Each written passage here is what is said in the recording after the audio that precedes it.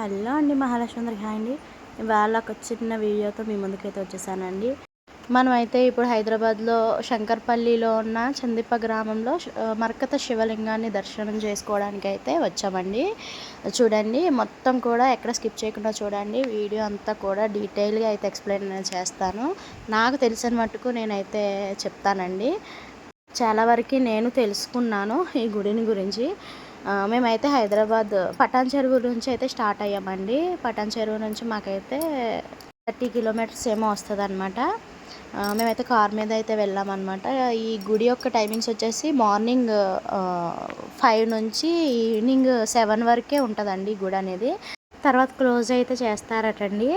అయితే ఎవరైనా వెళ్ళాలి అనుకుంటే హైదరాబాద్ నుంచి మియాపూర్కి అయితే చేరుకొని మియాపూర్ దగ్గర నుంచి అయితే బస్సులు అనేవి ఉంటాయండి. డైరెక్ట్ శంకర్పల్లికి అయితే బస్సులు అనేవి ఉంటాయన్నమాట. అక్కడ నుంచి చందిప్ప గ్రామం లోపలికి అయితే మనకి బస్సులు అయితే ఉంటాయి. గ్రామం బస్సులు అంటారు కదా, గ్రామ బస్సులు, పల్లె వెలుగు బస్సులు ఏవో ఉంటాయి కదా, అవి అయితే ఉంటాయి. కాకపోతే వాటికి అయితే టైమింగ్స్ అనేవి ఉంటాయండి. అక్కడ నుంచి ఎవరైనా ప్రైవేట్ వెహికల్స్ పెట్టుకొని ఆటో అది పెట్టుకొని వెళ్ళడం అయితే మంచిదని అయితే నా ఒపీనియన్ అనమాట. అక్కడ నుంచి అయితే ఆటో ఛార్జ్ పెట్టుకొని మనం అయితే వెళ్ళాల్సి ఉంటుందండి గ్రామంలోకి. ఇదిగోండి, ఎలా అయితే మనమైతే వచ్చేసామన్నమాట. ఈ గ్రామానికి స్టార్టింగ్లోనే కమాన్ అనేది ఉంటుంది. అలాగే ఆంజనేయ స్వామి వారి విగ్రహం కూడా పెద్దగా అయితే దర్శనం అయితే ఇస్తారనమాట. మనకైతే చందిప్ప గ్రామంలో అయితే ఈ గుడి అనేది నిర్మాణం అయితే చేశారండి. అసలు ఎప్పటి నుంచో పెట్టాలండి ఈ వీడియో, బట్ కుదరక లేట్ అయిపోయిందనమాట. ఈ పాటికే చాలా లేట్ అయిందని ఫీల్ అవుతున్నాను. సో ఇక ఎక్కడ స్కిప్ చేయకుండా లాస్ట్ వరకు చూసేయండి, చాలా ఇంట్రెస్టింగ్గా ఉంటుంది. ముందు మీలో ఎవరికైనా ఈ గుడిని గురించి తెలుసుంటే ఓకే, ఎవరికైనా తెలియకపోతే వాళ్ళకైనా కానీ షేర్ అయితే చేయండి. వాళ్ళకైనా కానీ ఉపయోగపడుతుంది కదా, యూజ్ అవుతుందండి. చాలా డీటెయిల్గా అయితే నేనైతే ఎక్స్ప్లెయిన్ చేశాను, నాకు తెలిసిన వరకు మాత్రమే. గ్రామం లోపలికి వచ్చిన తర్వాత ఎక్కడికక్కడ మనకైతే ఇండికేటర్ బోర్డ్స్ అయితే ఉంటాయండి. ఇటు సైడ్కి వెళ్ళాలి, అటు సైడ్ ఇక్కడికి అనేసి అయితే ఉంటాయండి. మీరు మాత్రం ఏమైనా తెచ్చుకునేలా ఉంటే ఇంటి దగ్గర నుంచే తెచ్చుకోవాలండి. ఇక్కడైతే షాప్స్ అనేవి చాలా తక్కువ అనమాట. ఎందుకంటే ఆ ఊరి గ్రామస్తులే చిన్నగా పెట్టుకుంటారండి షాప్స్ అనేవి. మరీ ఉండకుండా అయితే ఏమీ ఉండవు, కానీ తెచ్చుకుంటే మంచిదని అయితే నా ఫీలింగ్ అండి. వాటర్ బాటిల్స్, ఏమైనా తాగే జ్యూసెస్ కానీ, ఏమైనా తినేవి కానీ, ఏం తెచ్చుకున్నా, స్నాక్స్ అవి ఏమైనా తెచ్చుకున్నా కానీ తెచ్చుకోవచ్చు అనమాట. స్వామివారికి అయితే అభిషేకాలు అవి చేస్తూ ఉంటారండి. అలాగే ఇక్కడ ఈ గుడి యొక్క ప్రత్యేకత ఏమిటంటే వచ్చిన భక్తులే స్వయంగా అభిషేకం చేయొచ్చు అనమాట. స్వయంగా వాళ్ళ చేతులతో వాళ్ళే అభిషేకం అనేది నీళ్ళాభిషేకం అనేది చేసుకోవచ్చు అనమాట. ఇంకొకటి ఏంటంటేనండి, చాలా అందంగా ప్రకృతి మధ్యలో అయితే ఈ గుడిని అయితే నిర్మాణం అనేది చేశారండి. చాలా కన్నుల పండుగగా ఉంటుంది అనమాట చూడడానికి. మనకి పచ్చని పొలాలు చుట్టూరా, పచ్చని పొలాల మధ్యలో అయితే స్వామివారి గుడి అనమాట. మనమైతే పార్కింగ్ చేసుకోవడానికి ప్రత్యేకంగా ప్లేస్లు అవి ఏం లేవు. అక్కడ ఉన్న కొంచెం ఒక రోడ్ లాగా ఉంటుందండి. ఆ రోడ్డు పక్కన మనం బైక్స్ అయినా కార్స్ అయినా కానీ మనం అయితే పార్కింగ్ అనేది చేసుకోవాలి. ప్రత్యేకంగా ఏమీ పార్కింగ్స్ అనేవి ఉండవన్నమాట. ఎక్కువ రద్దీ, భక్తుల రద్దీ ఎక్కువ ఉన్నప్పుడు ఇంత లోపలికి కూడా కార్స్ అనేవి రావండి.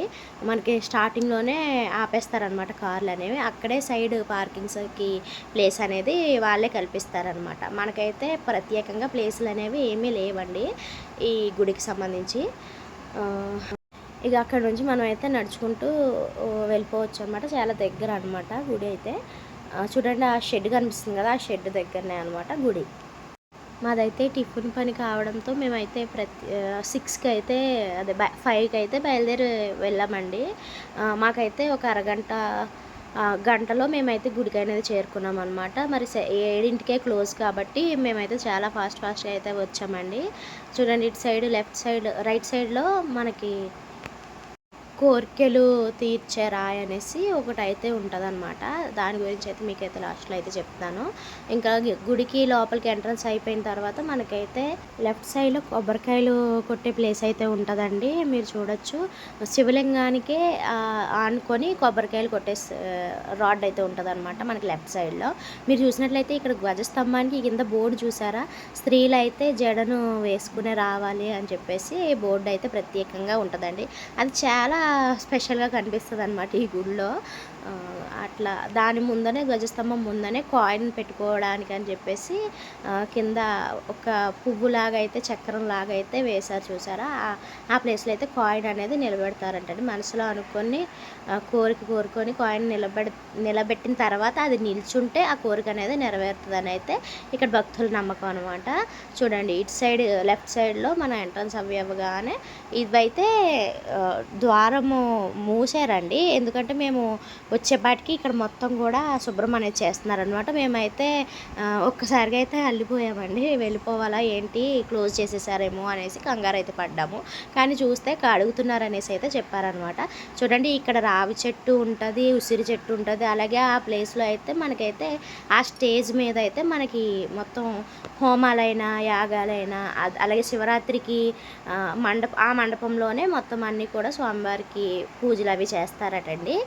చూడండి ఇగోండి రైట్ సైడ్లో శివలింగానికి ఆనుకొనే మనకైతే కొబ్బరికాయలు కొట్టే ప్లేస్ అనేది ఉంటుంది అనమాట. చూడండి లోపలికి వచ్చిన తర్వాత మీరు గమనించినట్లయితే స్వామివారి విగ్రహాన్ని అయితే పట్టుకొని అయితే అభిషేకం అనేది చేస్తున్నారండి. అసలు ఎక్కడ కూడా గర్భగుడిలో శివలింగానికి అసలు పట్టుకొనివ్వరు అనమాట. ఎక్కడ కూడా మనకైతే ఇక్కడ ప్రత్యేకత అదే అనమాట.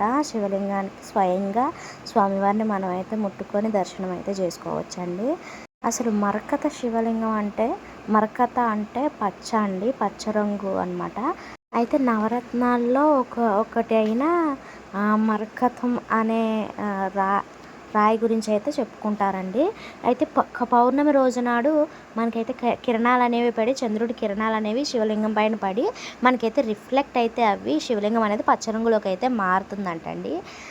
అందుకని మరకత శివలింగంగా ఇక్కడైతే పేరు పొందిందనమాట ఈ గుడి అనేది. అసలు ఈ గుడి యొక్క స్థల పురాణం ఏంటి, ఎవరు నిర్మించారు, ఎలా నిర్మాణం అయింది అనేది మనం పార్ట్ 2 వీడియోలో అయితే చెప్తానండి. అప్పటి వరకు మన ఛానల్ని ఎవరైనా కొత్తగా చూస్తున్నారైతే ప్లీజ్ అండి సబ్స్క్రైబ్ చేసుకోండి.